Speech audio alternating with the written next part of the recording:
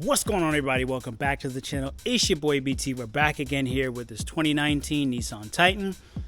And as I've mentioned in the previous video, we showed you some data here related to this ECU. So I figured while I'm waiting for my ECU, why not mess with a used one and see if we can't figure some things out, what can and can't be done with used ECUs. But we'll go ahead and jump right into it. So here's the used ECU that I picked up. As you can see, it's a little butchered right now. As you can see from this previous footage here, it is extremely hard to get this ECU open.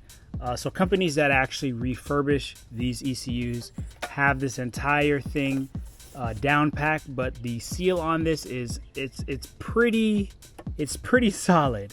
It takes a lot to really get in there and get it open here. As you can see, I am completely struggling with trying to get this thing open. As you can see here with the marks on this thing, it has been completely chewed up in the process of trying to opening it. I did attempt to get in here and hop in the EEPROM to reprogram the VIN because my Autel unit was not able to reprogram the VIN.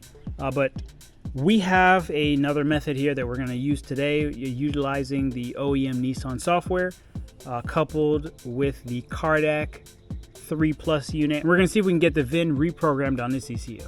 So to ensure that we have proper voltage while doing this procedure, we're going to go ahead and hook up a maintainer to the battery. Okay, we can see we're at 12.2 volts there. So we're going to let this sit for a little bit, bring the voltage up, and then we will start the process. Okay, so we've got our Cardac 3+ unit there. You're going to be using the Nissan OEM software to do this job here. So we're going to go ahead, we're going to do a modification on that VIN, and we're going to head over to the car now and get that set up. All right, we're locked and loaded. I'm going to power this on. Now we're going to write modify VIN. Engine, it's reading the VIN. As you can see, it's communicating with the vehicle. So that is the old VIN. So what we're going to do, we're going to paste in the new VIN here and see if we can get it to write. Okay, VIN writing has failed. So this is what I had come across before, and that's the reason why I tried the EEPROM option to try to write the VIN or rewrite the VIN, but that was unsuccessful. So as you can see here, we are not going to be able to reprogram this VIN.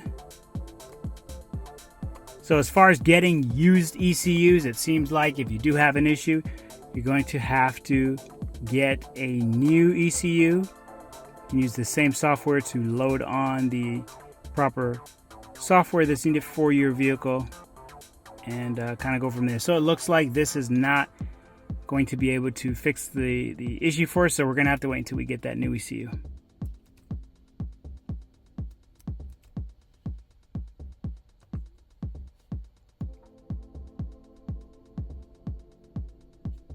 So as you can see, my attempt to rewrite a VIN on a used ECU was unsuccessful. I was not able to locate the EEPROM in order to change the VIN through that method. If anybody out there knows of the method that can be utilized to reprogram a VIN on a used ECU, please let me know, because I am clueless at this point. So as I said, we're going to be waiting on that blank ECU to fix the problem. Hope you guys enjoyed this video, learned something along the way. It's your boy BT. Thank you for checking out this video, and I'll catch you guys on the next one.